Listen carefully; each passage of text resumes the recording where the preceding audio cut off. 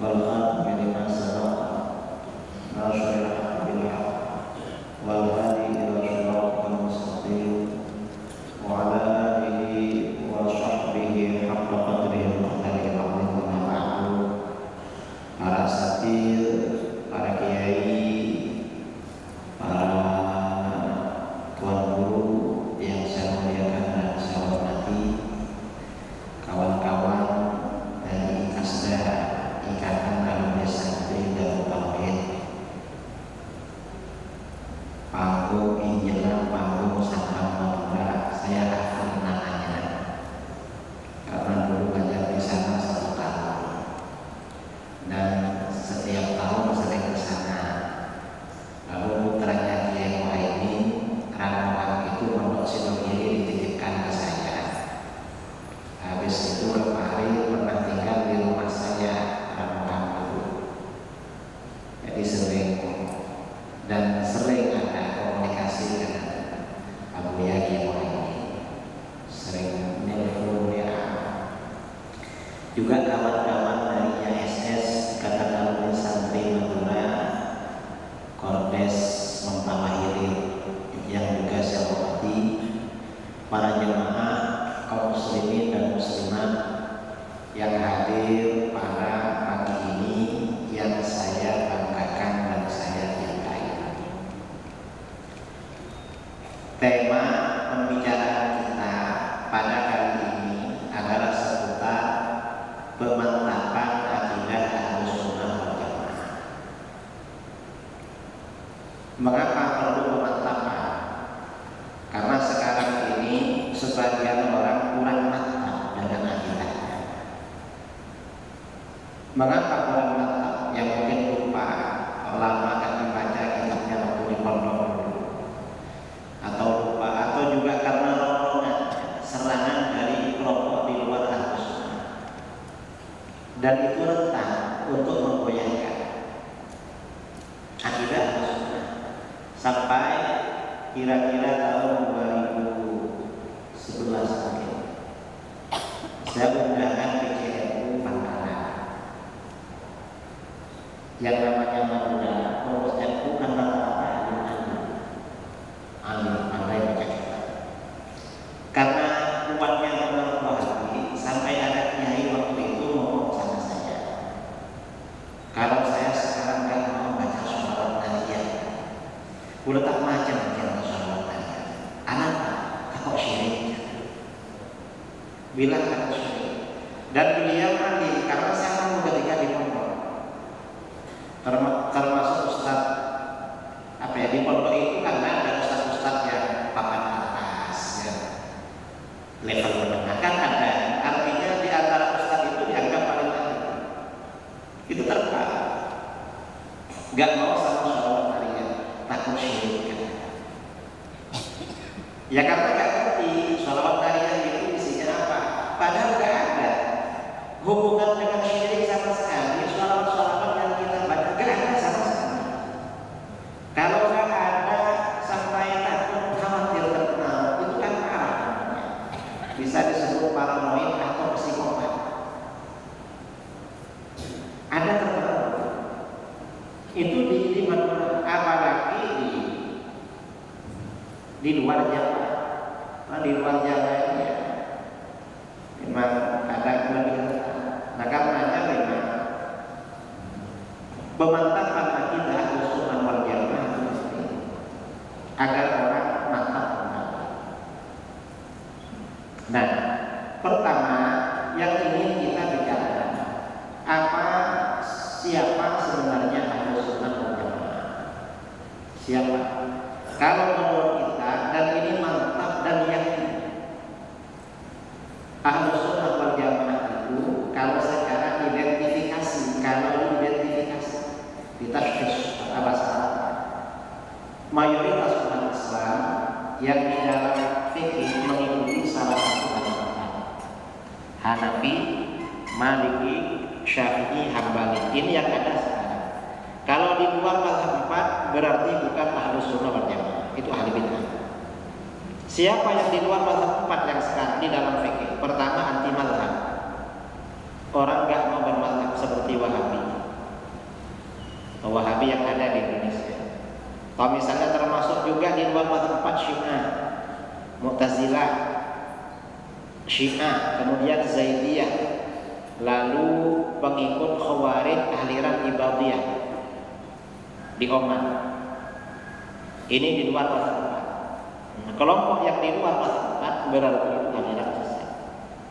Dan kita yakin kedua, di dalam akidah mengikuti salah satu dari mazhab Asy'ari Maturidi. Jadi kalau fikih salah satu dari 4 mazhab, kalau akidah mazhabnya Asy'ari Maturidi. Di luar Asy'ariyah Maturidiyah berarti bukan Ahlus Sunnah. Siapa yang di luar Asy'ariyah Maturidiyah? Sekarang ini yang eksis di dunia Islam, ada yang akidahnya Syiah Imamiyah, ada Syiah Zaidiyah, ada Khawarij Ibadiyah, ada Syiah Ismailiyah, ada Hizbut Tahrir. Ini akidahnya di luar Asy'ariyah Maturidiyah. Dan jelas mereka bukan Ahlus Sunnah wal Jamaah. Dan lupa ada Wahabi. Wahabi ini akidahnya Hasyawiyah Mujassimah. Ini di luar Ahlus Sunnah wal Jamaah. Yang ketiga, di dalam tasawuf. Di dalam tasawuf kita mengikuti mazhabnya Imam Junaid al-Baghdadi. Jadi mazhab Junaid al-Baghdadi di dalam kitab Lubbul Usul atau Ghayatul Usul diterangkan wa anna tariqatal Junaid tariqun muqawwam. Dan sesungguhnya tareqahnya Imam Junaid al-Baghdadi adalah jalan yang lurus. Artinya dalam tasawuf memang Ahlus Sunnah diwajibkan ikut tareqahnya Junaid al-Baghdadi.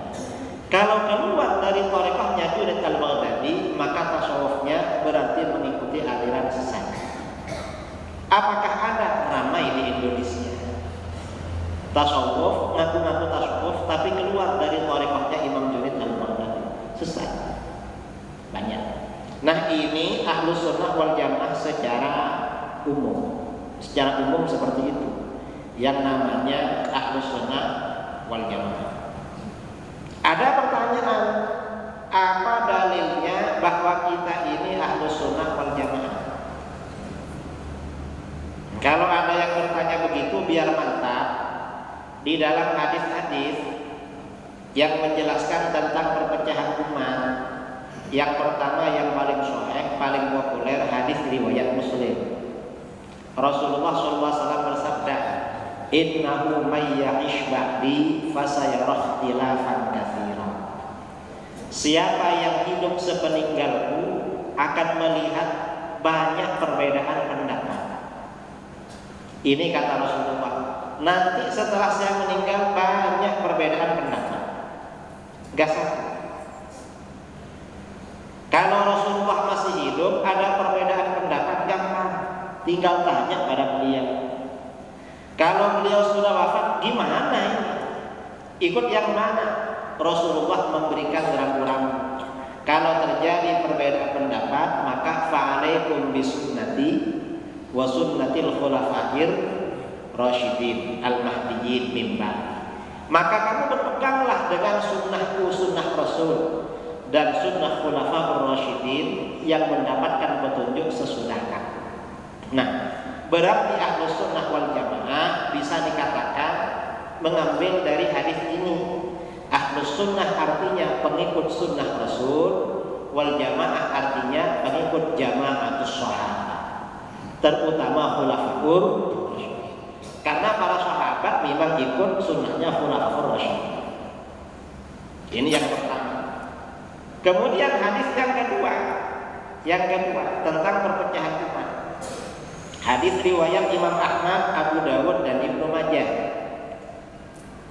Rasulullah SAW bersabda dari Muawiyah bin Abi Sufyan, "Wasataftariqu ummati ala 73 millah."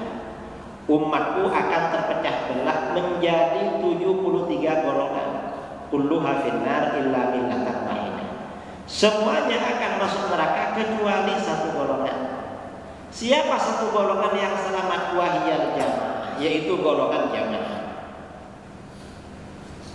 Berarti golongan selamat adalah Ahlus Sunnah wal Jamaah. Nah, apakah kita ini Ahlus Sunnah wal Jamaah? Iya. kita ini ahlus sunnah wal jamaah. Mengapa kita ini ahlus sunnah wal jamaah? Di dalam hadis lain Rasulullah SAW bersabda, riwayat Ibnu Majah dari Anas bin Malik, dan hadisnya sahih. Inna ummati lan tajtami ala dhalal. Sesungguhnya umatku tidak akan bersepakat di atas kesesatan. Artinya apa? Umat Islam ini kalau bersepakat, kesepakatan itu dipastikan benar. Ini dalam ilmu ushul fikih disebut dengan teori ijma' ulama. Kalau nggak sepakat, ikut yang mana kita? Itu kalau sepakat. Maka di dalam hadis ini dikasih rambu-rambu. Fa idza ra'aitum ikhtilafan fa'alaikum bis-sawadil a'la. Apabila kamu melihat terjadinya perbedaan pendapat, maka berpeganglah dengan golongan mayoritas. Nah, berarti di sini yang menjadi standar kebenaran ketika terjadi banyak perbedaan pendapat adalah golongan mayoritas. Berarti jamaah, hadis dalam riwayat Abu Dawud, yang selamat adalah golongan jamaah. Jamaah ini bisa diartikan mayoritas umat Islam. Jadi golongan mayoritas berarti yang minoritas tidak selamat, di luar ahlus sunnah wal jamaah. Ini satu hadis. Lalu hadis lain riwayat Imam At-Tirmidzi, Rasulullah SAW bersabda, wasataftariqu ummati ala 73 millah kulluha finnar illa millatan wahidah. Umatku akan pecah menjadi 73 golongan.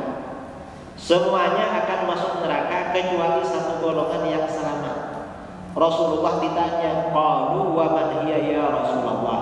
Siapa golongan yang selamat itu wahai Rasulullah? Rasulullah menjawab, ma ana alaihi wa ashabi. Golongan yang mengikuti ajaranku dan ajaran sahabat. Nah, berarti di dalam hadis-hadis ini ada beberapa kriteria ahlus sunnah wal jamaah. Pertama, istiqomah dengan sunnah Rasul. Kedua, istiqomah dengan sunnah khulafaur rasyidin. Ketiga, mengikuti ajaran para sahabat. Keempat, terdiri dari golongan mayoritas umat Islam. Kalau keempat-empatnya ini diterangkan, ini yang paling cocok golongan mana? Jelas adalah golongan Asy'ariyah Maturidiyah. Mengapa Asy'ariyah Maturidiyah? Asy'ariyah Maturidiyah ini mayoritas karena 90% umat Islam akidahnya Asy'ariyah Maturidiyah. Sudah sejalan dengan hadis jamaah dan sawadul a'la. Yang kedua, mayoritas ahli hadis ini Asy'ariyah Maturidiyah. 90% ahli hadis adalah pengikut Asy'ariyah Maturidiyah, yang 10% di luar Asy'ariyah Maturidiyah. Berarti Asy'ariyah Maturidiyah yang paling berpeluang besar ahlus sunnah wal jamaah. Ketiga, Asy'ariyah Maturidiyah ini yang mengikuti jejak para sahabat. Amaliyahnya Asy'ariyah Maturidiyah ini kalau diteliti selalu ada dasar. Kalau bukan Al-Quran, ya hadis. Kalau bukan hadis, asar para sahabat. Selalu ada kalau diteliti. Ada benang merah kan? Itu amalan apa? Ada benang merahnya. Jadi semakin mantap kita. Yang ketiga, yang keempat, Asy'ariyah Maturidiyah ini yang konsisten istiqamah mengikuti ijma' para ulama. Kita istiqamah ijma' para ulama. Kalau di luar Asy'ariyah Maturidiyah gak mau sama ijma' ulama. Contohnya siapa? Wahabi. Wahabi ini banyak melanggar pada ijma'. Dulu beberapa tahun yang lalu, Wahabi ini berbeda dengan mayoritas umat Islam itu dalam 150 masalah pelanggarannya. Kalau sekarang berapa? Ya lebih banyak lagi. Karena selalu menambah rekening perbedaan dengan mayoritas umat Islam. Rekeningnya bertambah terus, tapi nambah berbeda dengan. Nah, ini bukti-bukti singkat kalau kita ini memang benar-benar ahlus sunnah wal.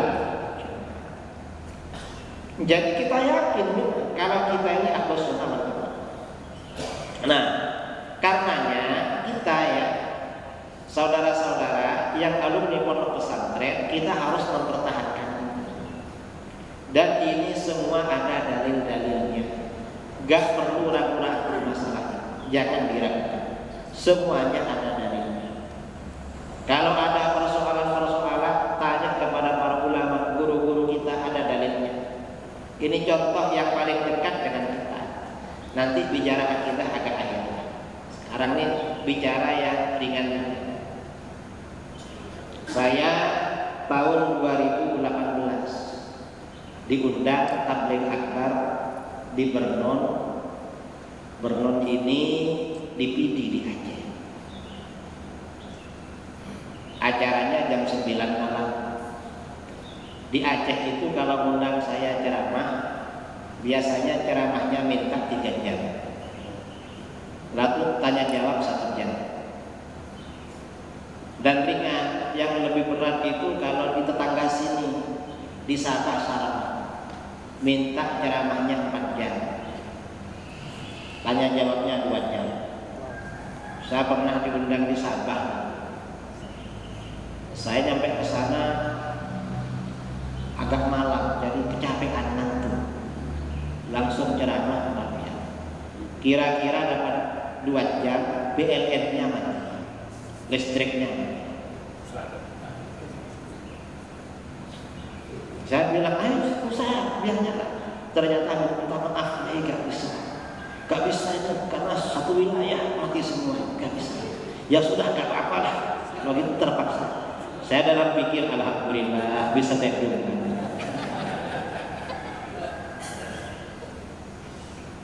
Karena kecapean. Nah, pas tanya jawab yang dipilih itu, tanya, kamu mau tanya apa? Pak Kiai, ini kata orang Wahabi, tahlilan itu gak ada dalilnya. Saya mau tanya, yang dimaksud tahlil itu yang mana? Karena kita kalau bicara tahlilan ada 2. Pertama, zikir bersama yang kita baca, yang susunannya sudah maklum. Tahlilan itu dari Sabang sampai Merauke, bacaannya sama. Dan ustadz-ustadz ketika ditanya siapa penyusunnya, gak ada yang tahu. Ada yang tahu penyusun tahlilan? Ada? Hah? Gak ada kan? Gak ada. Yang tahu yang nyusun gak ada. Ada yang bilang tahlilan itu. Kemudian setelah wiritan itu kan ada makan-makan. Ada yang bilang makan-makan. Saya tanya sama dia, yang kamu anggap gak ada dalilnya yang mana? Semuanya Pak Yai. Ada. Saya terangkan yang makan-makan. Kenduri. Imam Nawawi di dalam kitab Riyadhus Shalihin menjelaskan bab tasadduq 'anil mayyit, anjuran sedekah untuk orang mati. Artinya apa? Orang mati silakan dianjurkan sedekah. Dalil yang disampaikan Imam Nawawi, anjuran sedekah untuk orang mati, hadis Bukhari Muslim. An Aisyah radhiyallahu anha, dari Aisyah radhiyallahu anha, anna rajulan atan Nabiy sallallahu alaihi wasallam faqala. Seorang laki-laki datang kepada Nabi sallallahu alaihi wasallam, lalu laki-laki itu bertanya, "Ya Rasulullah, inna ummi uftulitat nafsaha wa lam tusi." Hai Rasulullah, sesungguhnya ibuku tiba-tiba meninggal dunia dan tidak sempat berwasiat. Karena meninggalnya mendadak, tapi bukan karena COVID. COVID belum ada. Ya entah, mungkin COVID dulu. Sekarang kan COVID. Wa uraha law takallamat tasaddaqat. Saya kira kalau ibu ini sempat berkata-kata, pasti berwasiat untuk bersedekah. Ibu saya senang sedekah. Afalaha ajrun in tasaddaqtu anha. Apakah ibuku dapat pahala kalau aku bersedekah untuk beliau? Apa jawaban Rasulullah? Rasulullah menjawab, na'am, iya, ibuku dapat pahala kalau kamu bersedekah untuk ibu. Artinya apa? Sedekah untuk orang mati itu sama. Dan kita ini kalau bersedekah memang dianjurkan pahalanya untuk orang tua yang meninggal. Mengapa? Karena dalam hadis riwayat Imam At-Tabrani dan Ad-Dailami, Rasulullah SAW bersabda, "Idza tasaddaqa ahadukum bi shadaqatin tatawwu'an falyaj'alha an abawayhi." Apabila salah seorang kamu mengeluarkan sedekah sunnah, bukan sedekah wajib zakat, tapi sedekah sunnah, maka niatkan untuk kedua orang tua. Ada fakir miskin, kasih sedekah dalam hati untuk almarhum almarhumah orang tua. Ada yatim piatu, kasih sedekah dalam hati almarhum almarhumah orang tua. Mengapa diniatkan untuk kedua orang tua? Fayakunu lahuma ajruha, pahala sedekah itu langsung mengalir pada kedua orang tua. Kalau pahala itu mengalir pada kedua orang tua, kita yang bersedekah dapat apa? Jangan khawatir, wala yanqusuha min ajriha syai'. Kamu yang bersedekah gak akan kurang sedikit pun dari pahala sedekah kamu. Orang tua kamu dapat pahalanya secara full, secara penuh, kamu pahalanya juga penuh. Kalau sedekahnya tidak diniatkan untuk orang tua kamu gak dapat, pahala kamu juga tidak bertambah. Segitu juga. Nah, ini artinya apa? Sedekah untuk orang mati itu sampai. Begitu dalil-dalil seperti ini disampaikan bahwa sedekah untuk orang mati sampai, ada orang Wahabi dari tetangga sebelah, dari jiran Malaysia, dari Penang, kirim video melalui YouTube. Apa kata dia? Gak apa-apa sedekah untuk orang mati. Loh, katanya gitu. Kok sekarang gak apa-apa? Enggak apa-apa. Siapa yang melarang? Gak ngaku kalau mereka yang melarang. Wahabi itu gak ngaku, saudara. Kalau sudah ketahuan dalilnya gak ngaku. Enggak, tapi udah pakai tapi. Apa? Kalau mau sedekah untuk orang mati jangan pakai kenduri. Pakai apa? Bangun masjid atau bangun surau. Loh, suruh bangun masjid. Kalau setiap ada keluarga yang meninggal bangun masjid, negeri kita jadi negeri apa? Wong kita ini bukan Masjidil Haram. Suruh bangun masjid, ngawur mereka. Dan dari mana uang? Kalau bangun masjid semua, mereka ini ngawur. Dan para ulama kita, para ulama ini merekomendasikan kenduri, sedekah makan dan minum itu bukan ngasal. Bukan sembarangan, bukan tanpa dasar. Justru para ulama menganjurkan, merekomendasikan kenduri karena dalam kitab-kitab fikih, dalam Minhajul Qawi, dalam kitab-kitab syarah Minhaj, syarah Mahalli, Maunil Muhtad, Tuhfatul Muhtad, Nihayatul Muhtad, dalam kitab-kitab yang lain, ulama kita semuanya mengatakan afdhalus shadaqah al-ma'. Sedekah yang paling utama, paling besar pahalanya nomor satu adalah sedekah air. Ini paling besar saudara, nomor satu. Nomor dua, thumma ta'am, kemudian sedekah makan. Ini memang paling besar, Pak. Mengapa sedekah air ini paling besar? Karena ketika ibunya sahabat Sa'ad bin Ubadah meninggal dunia, beliau bertanya kepada Rasulullah SAW, "Ya Rasulullah, ayu shadaqati ahjabu ilaik?" Hadis sahih riwayat Abu Dawud. Sedekah apa yang paling engkau senangi? Maksudnya paling besar pahalanya untuk ibu saya. Apa jawaban Rasulullah? Rasulullah menjawab, al-ma', air. Air yang paling besar. Mengapa paling besar? Air ini paling banyak dibutuhkan orang. Kita ini kalau ingin sehat, bangun tidur minum, habis makan minum. Ada yang habis makan nggak minum air? Betul, mereka kan tak minum. Ya mau tak minum, nambah boleh itu pereng. Karena kalau nggak minum terasa belum kenyang. Makanya dulu waspada. Rokokan minum air, memasukkan obat minum air, apapun minum air. Sambil ceramah minum.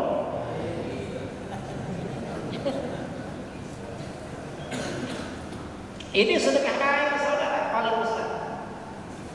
Dan sedekah air ini walaupun modalnya ringan, kadang gak ada modal, gak pakai jangan diremehkan. Mengapa? Kadang-kadang gara-gara sedekah air dosa besar diampuni oleh Allah. Kok diampuni? Dalam hadis riwayat Bukhari Muslim dari Abu Hurairah radhiyallahu anhu, Rasulullah SAW bersabda, "Bainama kalbun yutifu bi raqiyatin qad kada yaqtuluhu al-'atash." Ketika ada seekor anjing mengelilingi sumur. Ada anjing mengelilingi sumur. Anjing itu benar-benar hampir mati karena kehausan. Idra'athu baghiyun min baghaya Bani Israil. Tiba-tiba seorang pelacur Bani Israil melihatnya. Rasulullah bercerita kejadian sebelum Islam Bani Israil. Di Timur Tengah itu kan negerinya besar, jarang ada. Ada anjing hampir mati karena haus. Mau melompat ke dalam sumur gak bisa, akhirnya mengelilingi sumur. Tiba-tiba ada pelacur pulang kerja. Pelacur itu biasanya kerjanya kan malam, tapi pelacur dulu. Kalau pelacur dulu itu kerjanya malam, kalau siang pulang. Kalau sekarang ini lebih parah. Mengapa? Katanya siang malam. Konten ya, bosnya. Nah, pulang kerja sampai di dekat sumur, kelihatan anjing kelilingi sumur hampir mati karena haus. Hatinya merasa kasihan, nisam seakan. Karena kasihan, karena zakat mopah, pelacur itu melepas sepatunya. Dulu pelacur kerja pakai sepatu. Sekarang ini pakai sandal apa sepatu? Gak boleh tak boleh tak, mau tahu susah. Gak boleh tahu pelacur pakai sepatu apa pakai sandal. Gak boleh. Mau tahu berarti nakal.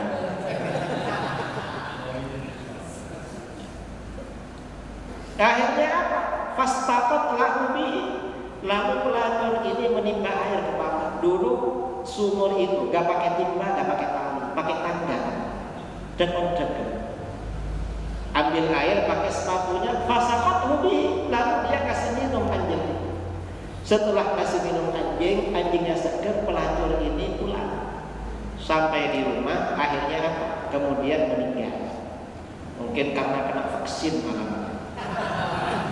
Vaksinnya langsung 3 sekaligus, langsung booster.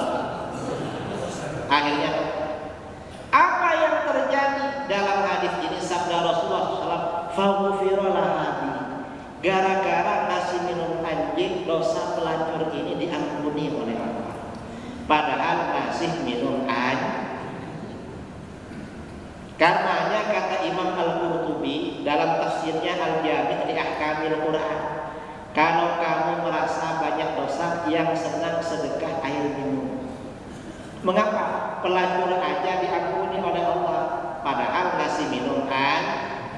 Apalagi kalau yang dikasih minum manusia.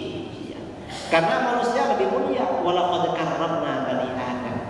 Apalagi manusianya orang apalagi Islamnya Ahlus Sunnah wal tambah mantap itu.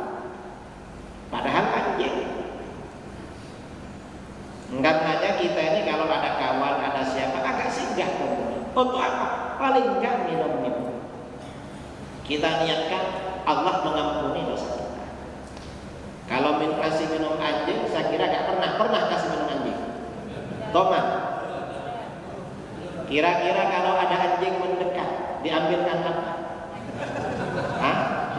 Ngelaki batok. Kenapa ngelaki batok? Ustaz, anjing kan orang Wahabi. Ya gak apa-apa kalau gitu. Kalau tempat kasih Wahabi, memang masuk mata. Ya jadi Bani Aswad jari anjingnya. Karena orang ahli bid'ah itu memang kila bujahat, akan menjadi anjing-anjing neraka jahanam. Ahli bid'ah. Ini berdasarkan hadis ini, kata para ulama di dalam kitab-kitab syarah hadis, syarah Muslim, orang punya hewan ternak, dikasih makan, dikasih minum, itu orang inosan. Saudara punya ayam, punya kambing, kasih makan, kasih minum. Punya kucing, kasih makan. Itu orang inosan. Karena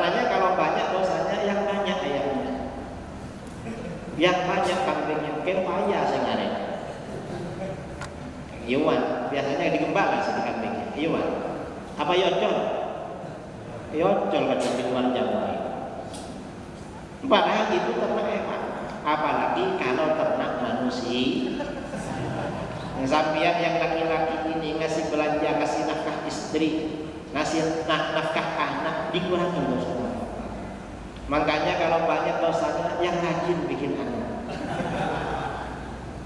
Orang itu besar ya. Hari pun online orang itu. Kalau masih banyak dosanya, ya tambah istri. Untuk mengurangi dosa, istrinya protes. Sampeyan kawin lagi mas, saya ini banyak dosa nih. Makanya kalau ngasih nafkah istri dosanya dikurangi oleh Allah. Cuma sekarang ini kan dosa saya kan banyak. Kalau cuma adik yang ngurangi kapan habisnya? Makanya saya cari lagi. Ini berarti suaminya ahlus sunnah wal montak gelem berarti wahab. Memang lagi kan perak, tapi harus bakar. Min lagi ini harus bakar, muntah bakar, ngantol pakai sedekah. Karena ini ada cerita yang biarkan antum entah sahih apa enggak riwayatnya. Ada dua orang dulu berkawan, sama-sama nakal ke masjid, nakal berjamaah. Tiba-tiba kawannya rajin ke masjid, terkerjat kan, macakan ke masjid. Jarang sapun berlat-telat pada minggu. Pak bini boleh, kok oleh ustazah. Saya dapat ustazah. Kita azan aja ke masjid. Nah terus, baru terusnya kan bini boleh, baru bini boleh jangan ke masjid. Dapat beberapa hari kawannya ini, dia ke masjid, yang satunya yang rajin duluan. Gak taunya kawannya duluan ke masjid. Mana pak ada? Iya ada pak ada. Abi dia boleh berdia. Berangkat kalau berangkat ke masjid. Benih kalau berangkat kok nginep di masjid kok. Bagat mak nginep tak benal semuanya. Ada berarti tak bakat tak benal. Nah, ini artinya apa? Sedekah minum itu paling besar. Yang nomor 2 di bawah sedekah minum adalah sedekah makan. Mengapa sedekah makan? Karena dalam hadis sabda Rasulullah SAW ada sahabat bertanya, riwayat Bukhari Muslim, ya Rasulullah ayyul islami khair? Hai Rasulullah, amalan apa dalam Islam yang paling baik, paling besar pahalanya, mengantarkan masuk surga? Apa jawaban Rasulullah? Rasulullah menjawab, tu'imut ta'am, kamu kasih makan.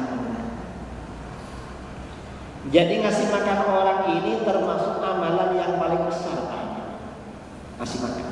Coba kata para ulama, levelnya di bawah ngasih minum. Ngasih minum paling besar. Seberapa besar pahala sedekah makan? Kata Sayyidina Ali bin Abi Thalib, diriwayatkan oleh Imam Al-Bukhari dalam Al-Adabul Mufrad, juga Ibnu Abi Dunya dalam kitab Al-Ikhwan dan kitab-kitab yang lain. Sayyidina Ali berkata, kata Sayyidina Ali, la'an ajma'a ikhwani ala sha'in aw sha'ain ahabbu ilayya min an akhruja ila suqikum fa uqtiqana sanatan. Seandainya aku mengundang makan orang-orang pada satu sok atau 2 sok makanan. Satu sok ini nisabnya zakat fitrah. Kalau kita orang Indonesia, satu sok beras 2 kilo 2 on. Kalau 2 sok zakatnya 2 orang 4 kilo setengah. Orang Indonesia standarnya 1 kilo cukup makan 10 orang. Kalau cukup jaraja. Tapi kalau cukup nikah nggak ada jabah tak cukup sama lo. Boleh jaraja sekali. Bah kalau main. Jadi kata Sayyidina Ali, seandainya aku mengundang makan orang pada 1 sok atau 2 sok, berarti undangan berkisar antara 20 sampai 50 orang. Seandainya aku mengundang makan orang-orang antara 20 sampai 50, itu pahalanya lebih aku senangi daripada aku pergi ke pasar lalu membeli budak hamba sahaya lalu aku merdekakan. Artinya apa? sedekah makan untuk sekian orang pahalanya lebih besar daripada memerdekakan budak. Budak itu sekarang gak ada saudara, kalaupun ada harganya mahal. Berapa? Kira-kira seharga Indofaricon 400 juta harganya budak, tapi seratin mencoba coba mudah kata gratis. Artinya apa? Ternyata ngasih makan orang sekian pahalanya lebih besar daripada sedekah Indofaricon. Besar pahalanya ngasih makan. Dan lagi orang yang senang ngasih makan itu bagus, positif, pengaruhnya positif. Mengapa? Hatinya lembut. Orang yang senang sedekah makan biasanya hatinya lembut-lembut. Karena dalam hadis sahih dari Abu Hurairah radhiyallahu anhu, anna rajulan yashku ila Nabi sallallahu alaihi wasallam qaswata qalbi. Seorang laki-laki mengadu kepada Nabi sallallahu alaihi wasallam karena hatinya keras. Rasulullah, hati saya ini keras. Kalau ada nasihat masuk dari telinga yang kanan, keluar dari yang kiri. Gimana caranya agar hati menjadi lembut? Rasulullah SAW bersabda, "Idza aradta ayyalina qalbuk." Kalau kamu ingin hati kamu menjadi lembut, fa'ab'idil miskin. Kamu yang senang ngasih makan orang miskin. Artinya apa? Ngasih makan orang miskin dapat melembutkan hati. Makanya orang kampung-kampung yang suka yasinan, tahlilan, gantian, hatinya lembut, gampang kalau dimintai tolong, diminta sumbangan kapan-kapan. Orang harus senang berjamaah, hatinya lembut. Dan bangsa kita ini dari dulu senang ngasih makan. Sejak bangsa kita masih Hindu, masih animisme, masih keharingan, masih apa, senang ngasih makan. Karena banyak momen-momen tradisi ngasih makan. Mungkin karena bangsa kita ini senang ngasih makan, hatinya lembut-lembut. Begitu para ulama datang berdakwah mengajak masuk Islam, bangsa kita berbondong-bondong masuk Islam. Yang kedua, yang dapat melembutkan hati adalah wamsah ra'sal yatim, dan usap kepala anak yatim. Osar serang anak yatim. Kalau di Mempawah ini ada tradisi santunan yatim. Bulan apa? Asyura. Jadi biasanya anak yatim dikumpulkan, lalu kepalanya diusap bareng-bareng. Nah, mengusap kepala itu maksudnya apa? Itu simbol kasih sayang. Karena itu simbol kasih sayang, maka tak cukup bilang sayang, ayo sayang. Tapi setelah itu perlu mengasihi, perlu alih-alih. Setelah itu dompetnya dibuka, setelah dibuka diambilkan uang yang paling ke jajar aja. Nih kan cara kinakan, saya penting pesan. Mau langsung aja tak beli boleh, kecuali kalau mamanya masih muda.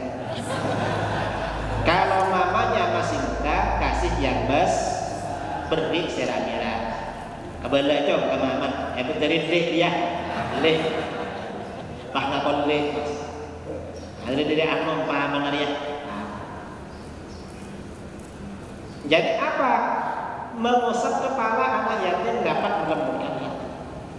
Dan jangan sekali mengusap kepala yatim, karena sekarang akhir zaman.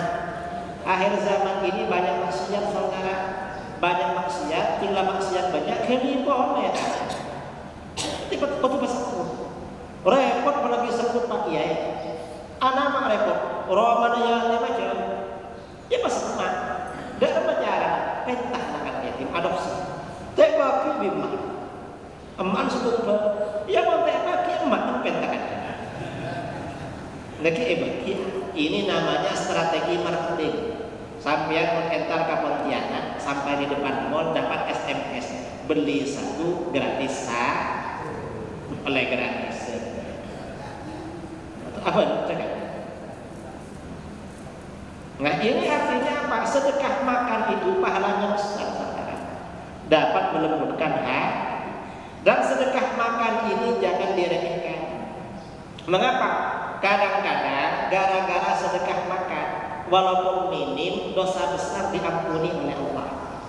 Dalam hadis riwayat Ibnu Hibban, hadis sahih dari Abu Dzar Al-Ghifari radhiyallahu anhu, Rasulullah SAW bersabda, "Ta'abbada 'abidun min bani Israil, fa'abadallaha fi shaumatihi sittina 'aman." Dulu ada orang Bani Israel beribadah, ahli ibadah. Dia beribadah di shaumah. Apa shaumah itu? Kuil. Kuil. Kalau kita surau, tapi surau pribadi.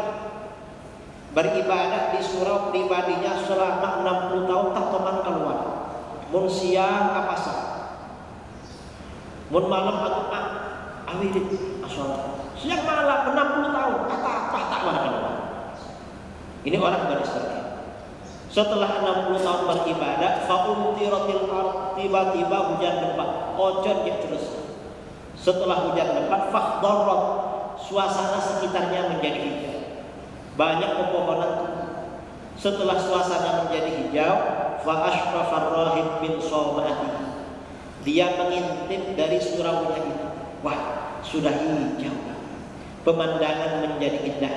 Faqala, lalu dia berkata dalam hatinya, "Lau nazaltu wa dzakartullah lazdadtu khairan."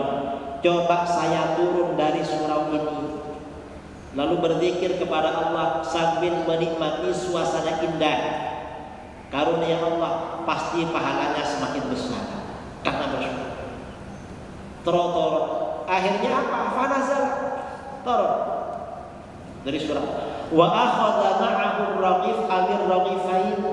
Dia membawa bekal 1 atau 2 potong roti. Sabar ya jasa. Bawa tasbih, wirid sambil jalan-jalan. Wirid. Fa bainama huwa yamshi wa yadhkurullah. Ketika dia sedang berjalan-jalan sambil berzikir, idlaqiyat umra'atun. Tiba-tiba berjumpa dengan orang perempuan. Dulu suasana sepi saudara, gak main. Jangankan di Arab, itu kan di Timur Tengah. Jangankan di Mempawah, di Jawa aja dulu sepi juga. Tahun 60-an ke belakang sepi. Orang kalau pergi keluar paling cuma berjumpa bijinya, jumpa dengan perempuan. Namanya laki-laki jumpa perempuan. Apa yang terjadi? Falazala yukallimuha wa tukallimu. Saling menyapa awalnya. Siapa karena Abdina Ustaz? Nggak tahu kok cak Ustaz. Mbak Ajunan kan si atap pakai rumah dengan surau sebentar tahun tak tahun. Ajunan viral masuk Facebook. Nah waktu itu sebut Facebook. Ajunan viral Ustaz. Bah, sampean saya Abdina orang biasa, orang milik saya, bin Ustazah. Jadi awalnya ngobrol, saling nyapa. Setelah nyapa kenalan. Setelah kenalan akhirnya apa? Sharing. Tukar menukar pengalat. Kan gaya kan biasa. Apalah anak-anak banyak. Kalau perlu tanya apa namanya. Nanti setelah sharing, saling sharing akrab, lalu saling curhat, berbagi curahan hak. Setelah saling curhat, akhirnya sayang-sayang. Pas sayang-sayangan tinggal sayang-sayangan karena gak ada orang, gak kuat godaan syaitan, falmasyiyah. Akhirnya berzina. Selesai berzina, padahal ini apa sah? Sebentar tahun apa sah tak kuat.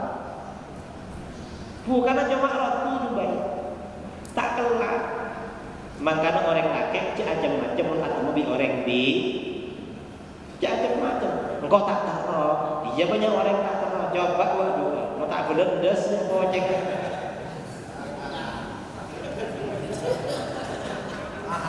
Apa boleh tak teman apa sasongan? Apa asa kalau bulan puasa?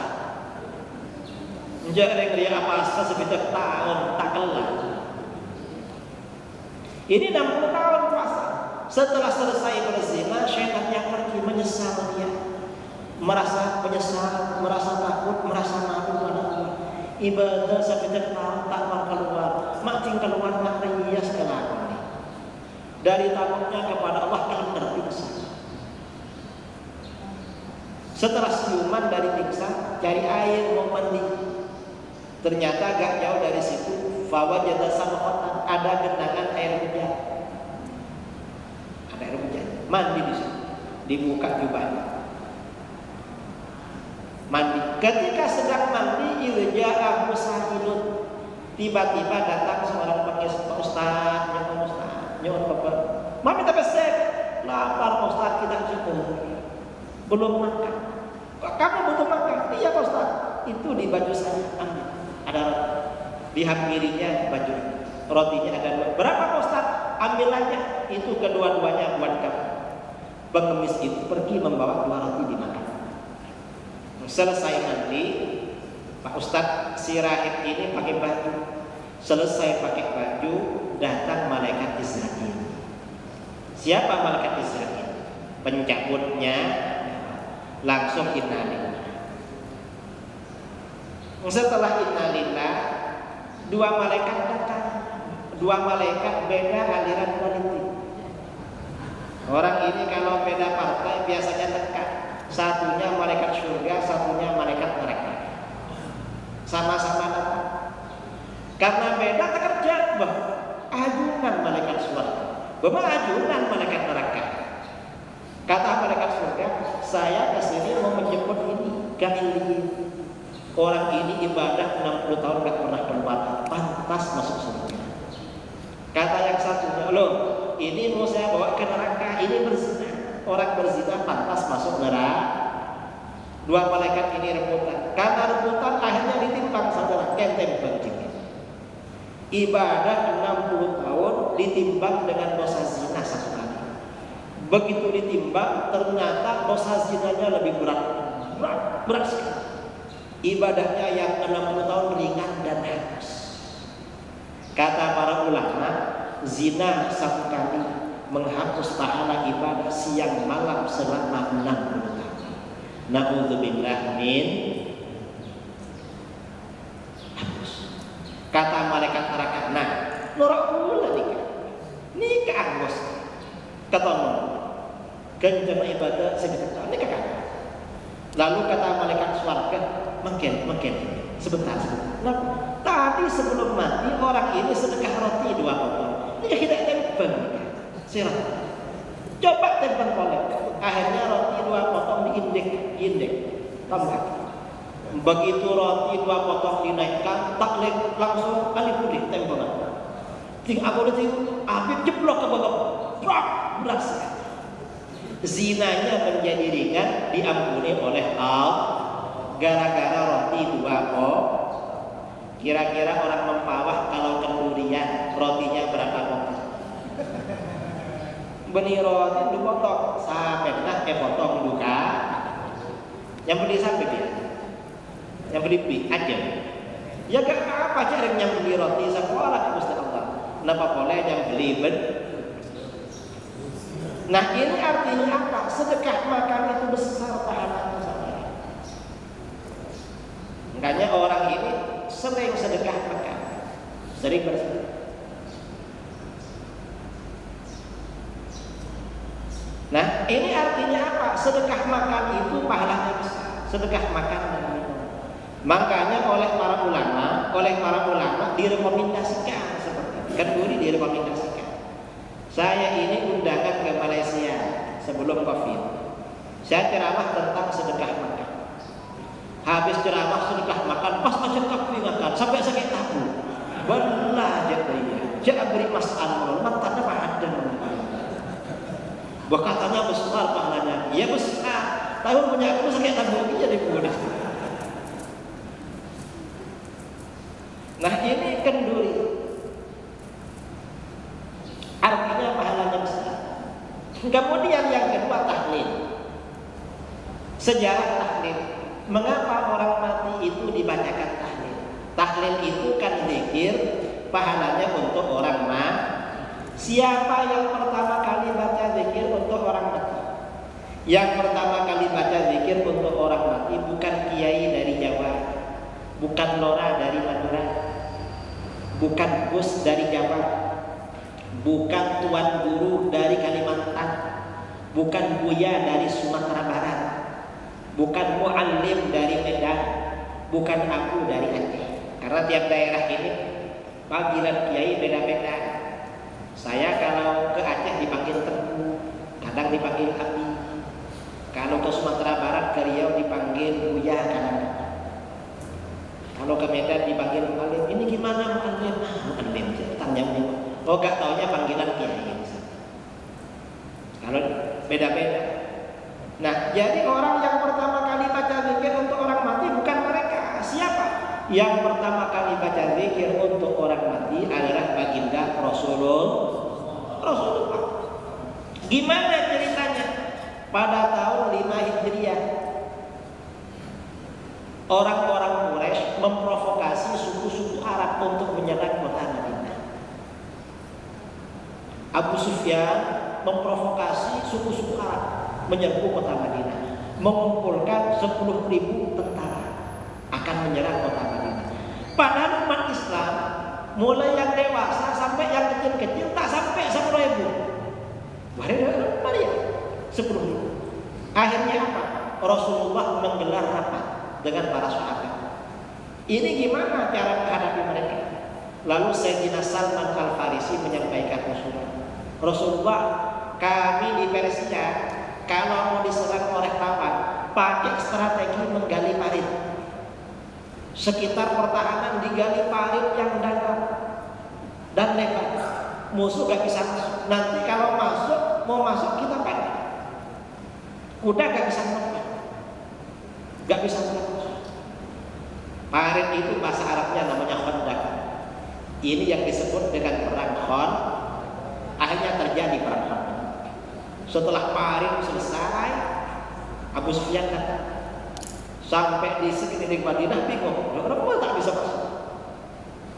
Lalu setelah itu Allah mengirimkan badai dulu sampai tenda-tendanya porak-poranda, tengah malam semuanya porak-poranda. Abu Sufyan dan jamaahnya pulang semua. Ada sahabat yang namanya Sa'ad bin Mu'adz. Pada waktu jaga-jaga itu kena senjata musuh, akhirnya mengalami pendarahan. Selesai perang Khandaq, Rasulullah diperintahkan memerangi orang-orang yang di Bani Quraidah. Lalu perang Bani Quraidah, ketika orang-orang Bani Quraidah dikepung, diblokade, akhirnya mereka menyerahkan diri dan minta arbitrase kepada Sa'ad bin Mu'adz. Akhirnya Sa'ad bin Mu'adz mengeluarkan keputusan, yang laki-laki dewasa sudah waktunya perang, potong leher, dibunuh. Ada sekitar 1.000 Yahudi waktu itu dibunuh. Sisanya dijadikan tawanan, dijadikan budak. Setelah itu Sa'ad bin Mu'adz ini gak mampu berdiri karena pendarahan bekas perang Khandaq. Kira-kira dapat 1 bulan, karena pendarahan kondisinya semakin melemah, meninggal dunia.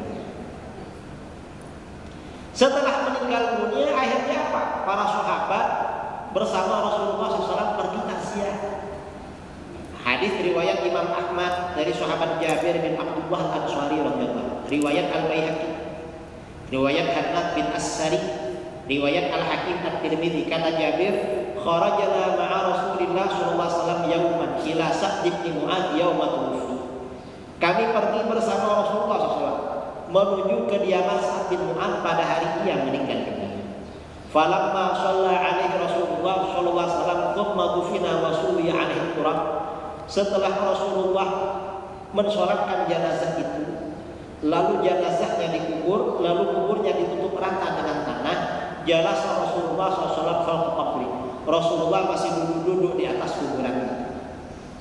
Tak langsung pergi. Lalu apa yang beliau lakukan? Faqal subhanallah tawilan. Rasulullah membaca subhanallah dalam waktu yang lama. Subhanallah, subhanallah, subhanallah, subhanallah. Fasabbahna ma'ahu. Para sahabat semuanya baca subhanallah, subhanallah, subhanallah. Setelah lama, thumma qala Allah. Lalu Rasulullah baca takbir. Allahu Akbar, Allahu Akbar, Allahu Akbar. Fakabbarna. Para sahabat baca takbir semua. Dalam satu riwayat Rasulullah baca la ilaha illallah. Para sahabat baca falamman sarafa. Setelah Rasulullah selesai berhenti baca, ilalah sebagian sahabat ada yang bertanya, ya Rasulullah, manaka tusabbihu fatukabbir. Hai Rasulullah, mengapa engkau baca subhanallah, baca Allahu Akbar? Gak langsung pergi seperti biasanya. Apa jawaban Rasulullah? Rasulullah menjawab, laqad tadayaqu ala hadzal 'abdis shalih qabruhu. Hamba Allah yang soleh ini tadi benar-benar dijepit oleh kuburannya. Ada orang soleh dijepit kuburan. Kira-kira yang gak soleh bagaimana sama? Hatta khasyitu alla yufarrajan. Aku khawatir orang soleh ini gak dilepas oleh Allah dari jepitan kubur. Karenanya Rasulullah baca zikir bersama para sahabat, hatta farrajallahu an, hingga Allah melepasnya dari jepitan. Berdasarkan hadis ini kata para ulama, zikir yang kita baca untuk orang mati itu bermanfaat. Ini tahlil oleh ulama kita ditatbik, diimplementasikan dalam acara karenanya tahlil yang bagus dibaca di kuburan. Mengapa dibaca di kuburan? Langsung nyampe, langsung beriada. Kalau transfer kan kita komentar ke ATM, langsung jalan mesin beriada. Langsung. Jadi kalau dijepit oleh kuburan, mereka ada yang subhanallah, subhanallah. Akhir buru mereka. Adalah ayahlah dia. Cuma biasanya kita ini kan enggak. Orang mati itu kadang dikubur jam 9, jam 10. Keluarganya mau ngasih makanan. Kalau di kuburan orang langsung pulang biasa. Makanya tahlilnya malam hari. Jam 8 malam. Kalau dikubur jam 10, tahlilnya jam 8 malam. Berarti almarhum nunggu bantuan 10 jam. Kira-kira kalau saudara terjepit di kebun, nunggu bantuan 2 jam, kira-kira sebentar apa lama? Harus 4 jam megabit bumi.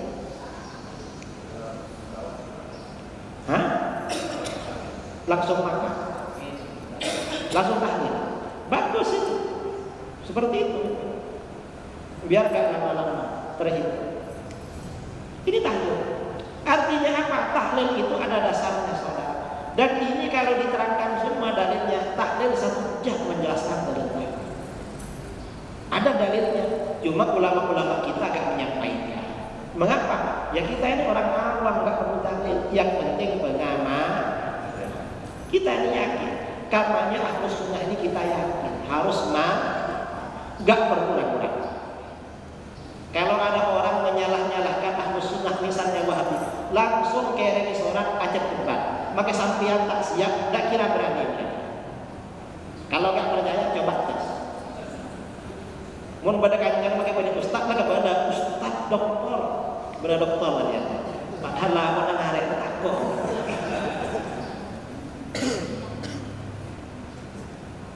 Enggak berani mereka, karena mereka gak yakin dengan ayat. Jadi kita tetap harus yakin, mantap dengan ajaran Ahlus Sunnah wal. Saya kira ini yang perlu saya sampaikan. Ini ada sisa waktu 20 menit. Kita isi dengan sesi tanya jawab. Silakan, mungkin ada yang mau ditanyakan. Dari saya kurang lebihnya mohon maaf. Diserahkan kepada moderator. Waalaikumsalam. Assalamualaikum warahmatullahi wabarakatuh.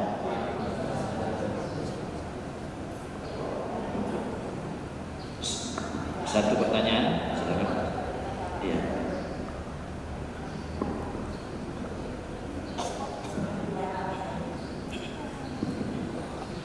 Assalamualaikum warahmatullahi wabarakatuh. Secara singkat terkait dengan tadi materi yang disampaikan oleh beliau Yai Haji Idrus Ramli,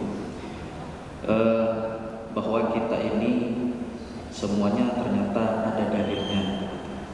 Tapi lagi-lagi kaum sebelah, khususnya Wahhab, itu pun juga cari-cari dalil untuk bangunan argumentasi mereka untuk melawan kita. Salah satunya adalah terkait dengan kita ini dicap sebagai orang yang sering nambah-nambah ibadah atau merubah, padahal tidak ada tuntunannya. Mereka berdalil misalkan dalam yang lagi viral itu penambahan Sayyidina, Allahumma sholli ala Muhammad ditambah Allahumma sholli ala Sayyidina Muhammad.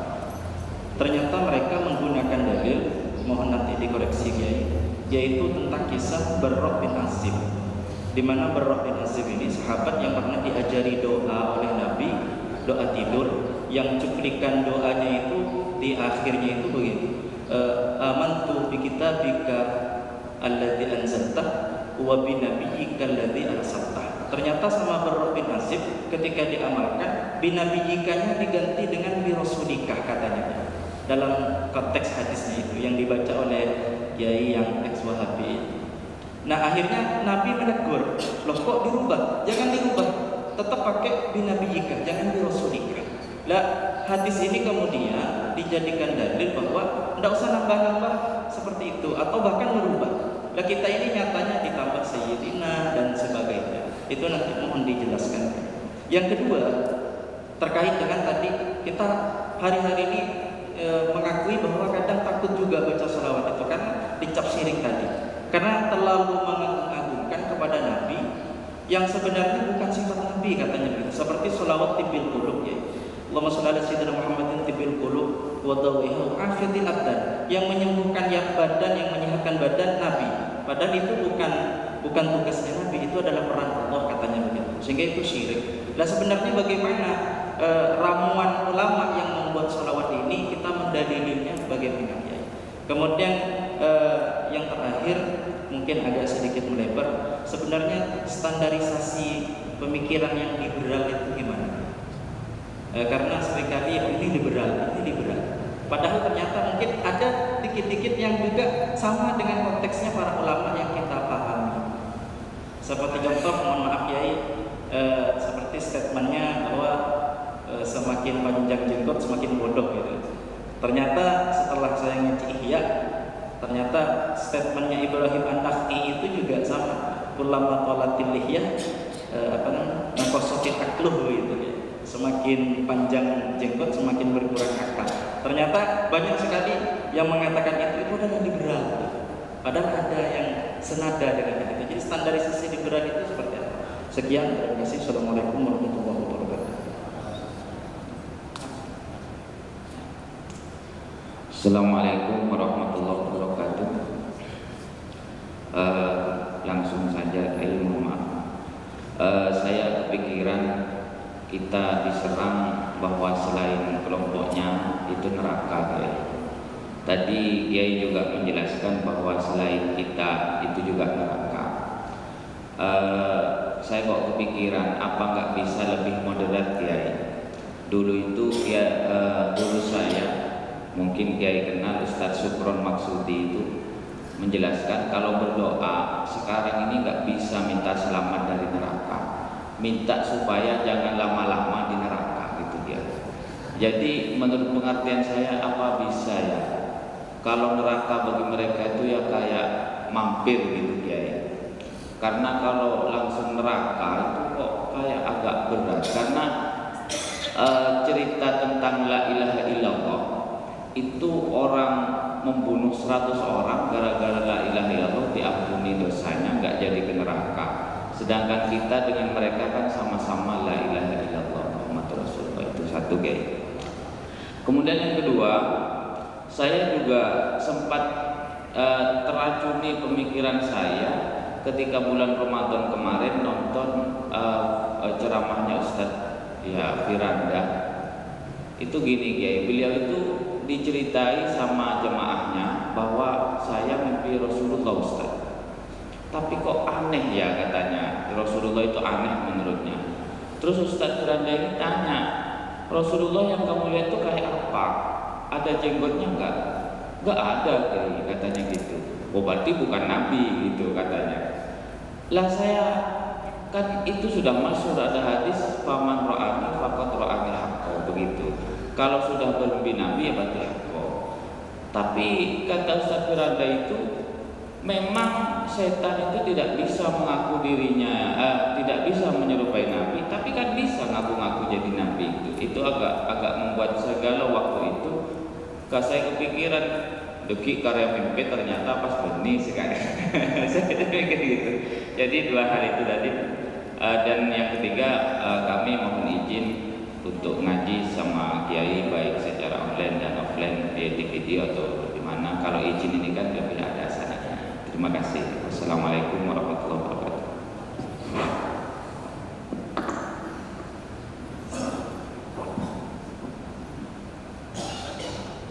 Ini pertanyaannya pasti lepas. Pertanyaan yang pertama, ya, menambah Sayyidina. Kalau ditolak dengan hadis Bara bin Azib itu gak pas. Mengapa? Itu berarti Wahabi kan melakukan kias. Katanya kias dalam ibadah gak berlaku menurut mereka. Ini kok dikiaskan? Dan itu yang melarang memang Rasulullah. Adapun penambahan Sayyidina itu tidak merubah, cuma menambah agar lebih bagus. Dan itu termasuk sulukul adab, meniti adab, melakukan adab, dan itu memang masyru', dianjurkan dalam syariat. Dan ini banyak dalil-dalilnya. Jadi nggak cocok dengan hadis Bara itu, karena itu merubah redaksi. Kalau ini nggak merubah, cuma menambah. Dan penambahan dalam seperti ini banyak terjadi. Misalnya Rasulullah SAW kalau baca Quran, setiap ada ayat tentang surga, beliau memohon surga. Ada ayat tentang neraka, memohon perlindungan dari neraka. Kan ada terus. Itu bukan menambah. Para sahabat juga begitu. Kalau ada ayat tertentu, itu kan ada doa. Ya, seperti bala wa ana ala dzalik minasyahidin. Itu bukan menambah. Sama dengan itu. Artinya sama-sama ada seperti itu. Tafsirnya, perbandingannya sama-sama ada. Ini kira-kira yang cocok yang mana? Ini bukan merubah, namanya menambah, tapi menambah agar lebih bagus. Dan itu masuk sulukul adab. Dan itu masyru' memang. Ini yang pertama. Kemudian pertanyaan yang kedua, sebagian redaksi sholawat itu disyirikan oleh Wahabi, seperti sholawat Maria dan Tibil Qulub. Alasannya apa? Karena itu katanya sifat Allah. Itu memang sifat Allah, tetapi itu juga keistimewaan baginda Rasulullah. Contoh ya, Tibil Qulub wa dawa'iha. Rasulullah itu adalah Tibil Qulub. Tibil Qulub itu artinya dokter hati dan obatnya, atau obat hati dan penawarnya. Nah, penyakit hati itu apa? Penyakit hati yang paling besar itu adalah kufur. Lalu di bawah kufur sama syirik, di bawahnya adalah senang pada maksiat. Nah, apakah Rasulullah memang punya peran mengobati hati? Banyak Rasulullah seperti itu.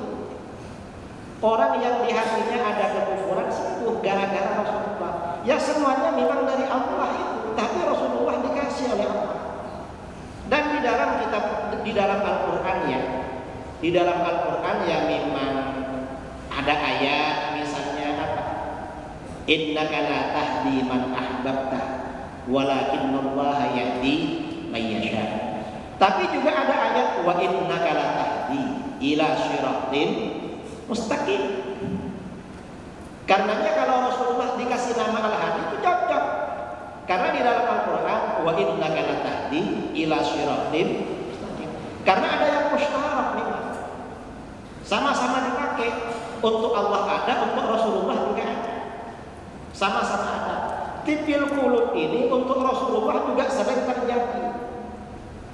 Contohnya apa? Yang sakit hati karena syirik. Pada waktu penaklukan kota Mekah, ada penduduk Mekah masuk Islam pura-pura. Namanya Syaibah bin Uthman al-Hajjam, pemegang kunci Ka'bah.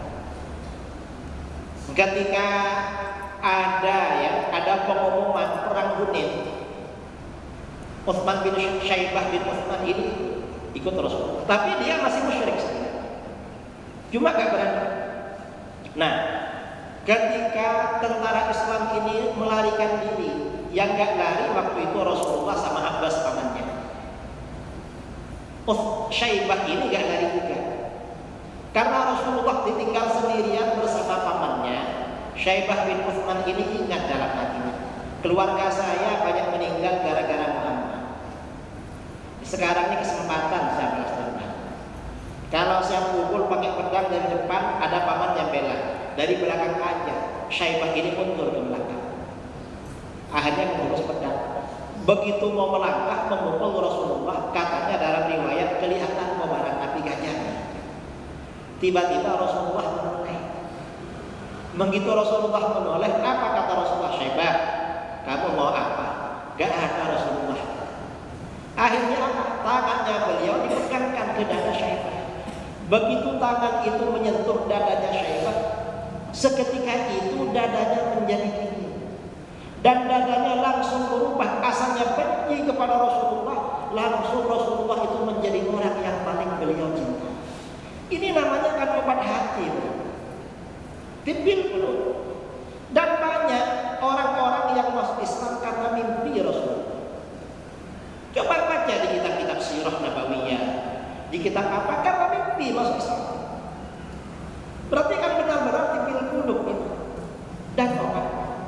Ini yang penyakit yang kelas berat, penyakit yang ringan. Orang sedang maksiat. Hadisnya populer itu. Ada orang menghadap Rasulullah di Riyadhus Shalihin, di mana-mana ada riwayat Bukhari Muslim. Rasulullah, saya ingin berzina. Zina ini kan termasuk penyakit hati. Maradul qalb dalam tafsir, ingin zina itu penyakit hati. Lalu kata Rasulullah, seandainya anak kamu dizina orang, kamu suka apa enggak? Enggak Rasulullah, tapi saya ingin. Seandainya saudara kamu dizina orang, kamu suka. Seandainya ibu kamu, gimana Rasulullah kayak gini? Akhirnya apa? Oleh Rasulullah dadanya dipegang. Langsung hilang sadar keinginannya. Langsung pemalu orangnya. Ini berarti kan tipi dulu. Dan hadis-hadis seperti ini banyak, hadisnya sahih. Kemudian wa'afiyatil abdan wa syafa'iyah. Rasulullah itu penyembah badan, penyembuh badan dan obatnya. Banyak memang sahabat yang sembuh gara-gara Rasulullah. Ada hadis populer ya, namanya sahabat Qatadah bin An-Nu'man Al-Ansari. Pada waktu perang Uhud, matanya kena panah oleh musuh, matanya jatuh. Selesai perang dibawa menghadap Rasulullah. Rasulullah, saya minta tolong. Minta tolong apa? Qatadah, mata saya kembalikan. Kata Rasulullah, kalau kamu mau buang aja, kamu dijamin masuk surga. Apa kata Qatadah? Rasulullah, surga ini balasan yang agung, siapapun pasti ingin. Tapi kalau ini gak kembali lagi, saya suka kawin Rasulullah. Tak pacok tidak bini boleh. Artinya setengah raji. Akhirnya apa? Ya dah, kalau begitu saya kembalikan. Dikembalikan oleh Rasulullah. Gak pakai operasi saudara, begitu dipasang langsung sembuh. Dan sampai wafat, ini apa namanya, mata yang dikembalikan Rasulullah, pandangannya lebih kuat daripada yang sebelumnya. Setelah dikembalikan, apa kata Qatadah? Rasulullah minta lagi. Minta apa? Doakan biar masuk surga. Ya didoakan oleh Rasulullah, karena Rasulullah memang rahmatan lil alamin. Makanya disebut wa'afiil abdan wa syifaa wa qutil arwah wa ghidaiha. Rasulullah itu pemberi makanan pokok jiwa-jiwa.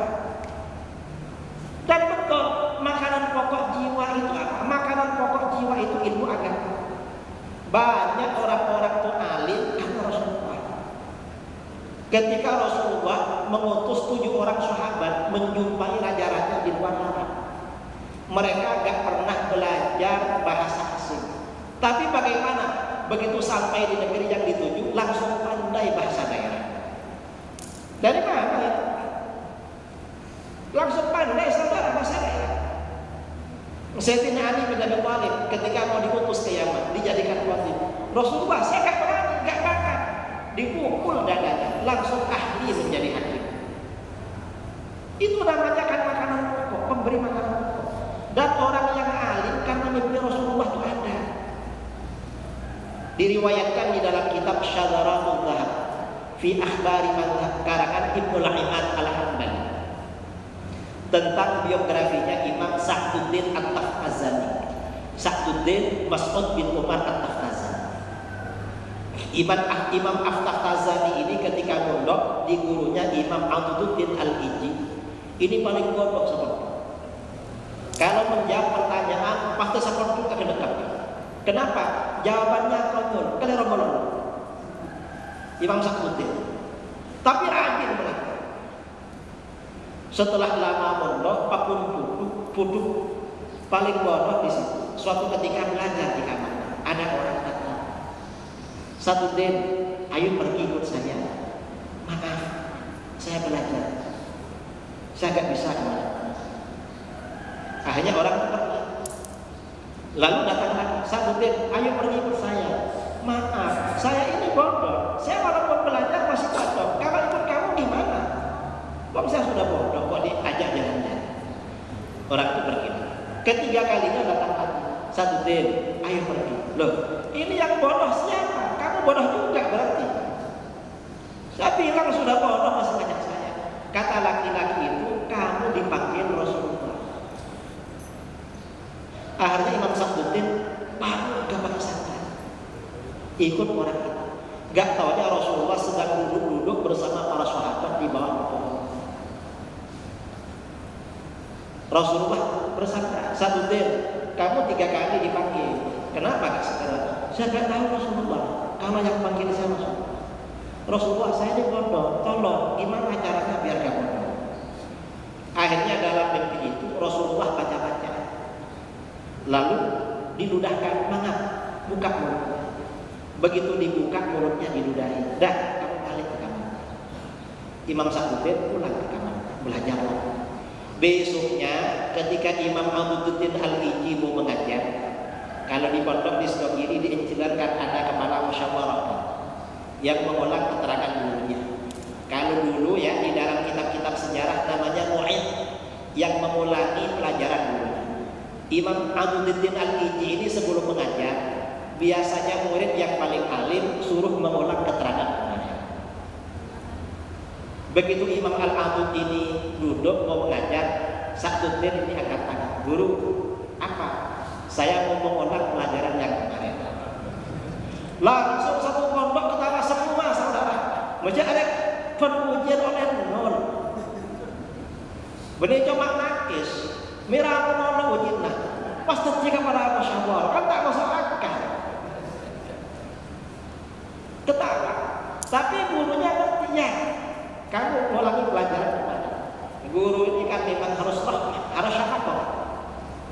Begitu Imam Sakutin At-Taftazani saudara, ternyata keterangannya luar biasa, melebihi kawan-kawannya. Sampai Al-Iji gurunya menangis. Ada benih sebari dia. Bukan benih sebari, jauh out banget. Ini mimpi Rasul. Sebagian ulama mengatakan mimpi, tapi yang ulama sekarang ya yang menyampaikan ini kayaknya mimpi. Kalau saya baca di Syaratul itu bukan mimpi tapi yakzah. Ya mungkin antara mimpi dan tidur. Mungkin antara tidur dengan bangun. Tapi nggak ada keterangan kalau mimpi. Ini namanya waqtul arwah wa ghidha. Nah, sholawat nariyah itu juga begitu. Saya tahun 2017 karena sholawat nariyah ini disalah-salahkan, menulis di Facebook selama bulan Ramadan. Setiap 2 hari dalam waktu setengah bulan saya menjelaskan syarah sholawat nariyah berdasarkan hadis-hadis. Mulai dari kalimat allati tanhallu bil muqam. Saya 1 hari keterangan 7 halaman Facebook, 7 halaman laptop. Lalu wata'u bijibil Quran, saya jelaskan dalil-dalil semuanya. Begitu keterangan sholawat nariyah itu selesai, banyak telepon dari mana-mana. Kiai, apa? Dari Aceh. Saya sudah baca lagi sholawat nariyah. Mengapa? Kok dalilnya kuat banget? Kita dibodohi sama Wahabi. Akhirnya saya menulis buku dalil dan khasiat 5 sholawat populer. Sholawat nariyah, sholawat munjiat, sholawat fatih, sholawat tibbil qulub, sholawat dzatiyah. Adrikni ya Rasulullah. Saya buat dalil-dalil dalam satu. Ada Ustadz Wahabi di Malang menyampaikan secara terus terang, saya bertaubat dari mensyirikan sholawat nariyah. setelah baca tulisan Ki Idrus. Alhamdulillah. Artinya apa? Ada dalilnya semua. Yang penting kita mau mutolakah. Tapi kitabnya perlu banyak kalau seperti ini. Ini masalah sholawat. Saya kira ini ya sholawat banyak. Pertanyaan ketiga soal apa tadi? Masalah jenggot. Ya memang kadang-kadang liberal itu ada benarnya. Itu yang panjang yang terlalu. Karena orang punya jenggot itu dianjurkan satu qobdah, satu genggam. Jok lancong sampai ke bawah, ngelanjut. Aji gendeng. Mengapa gendeng? Karena payah saja tapi tepak apa? Lakar gendeng berarti. Melanjangkan ujian. Ini pertanyaan yang pertama. Pertanyaan dari penanya yang kedua. Yang pertama soal apa tadi?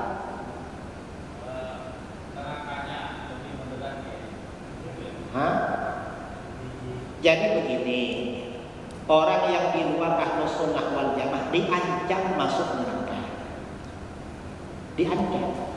Yang Ahlus Sunnah wal Jamaah dijanjikan masuk surga. Apakah bisa diampuni? Mungkin juga diampuni karena rahmat Allah. Tapi diancam kan? Mungkin kalau dia punya anak soleh atau doa kaum muslimin atau apa ya mungkin. Gak harus, tapi diancam memang. Nah, hadisnya seperti itu gimana? Jadi kata para ulama, ya diancam. Dan pasti ada yang masuk neraka karena ikut ahli bid'ah. Pasti ada. Karena dalam hadis itu ada. Itu pertanyaan yang kedua apa? Kalau itu, jadi begini kata para ulama. Kalau ada orang bermimpi Rasulullah SAW, lalu fisiknya mengalami kekurangan, tidak sempurna seperti yang ada di Syama'il, kitab-kitab Syama'il, kitab-kitab Khosais dan Sirah Nabawiyah, maka berarti yang bermimpi itu ada kurang dalam agama. Firanda itu gak ikut sama ulama, tafsir sendiri. Berarti di dalam diri yang bermimpi itu ada kurang. Ada kurang. Ya mungkin akidahnya, mungkin ibadahnya atau apanya kurang. Taksir, apa taksir? Teledor, sembrono, sembarangan. Jadi yang perkataan dia agak benar. Coba baca ya di kitab-kitab penafsiran hadis. Jadi macam-macam. Terus yang ketiga, surah 2 ya. Saya kira ini sudah setengah jam dari pertanyaan tadi. Karena sudah sesuai dengan waktu yang ditentukan, kita cukupkan ya. Karena habis ini mau pindah. Tapi pindah kemana ya? Tambah jauh ya? Berapa jam misalnya?